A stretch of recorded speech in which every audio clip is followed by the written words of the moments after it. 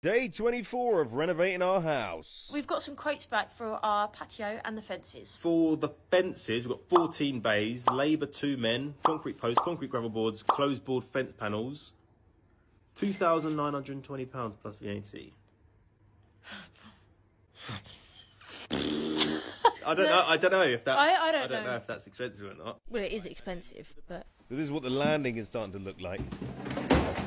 No. This spot was particularly difficult due to a certain inconvenience. Fucking hell. Bastard. Don't break your nail. Who says don't break your nail? I don't know how you work this thing. People are going to think we're fucking idiots. On second thoughts, I don't actually think this is that bad, really. Come to think of it. Actually, yeah, you're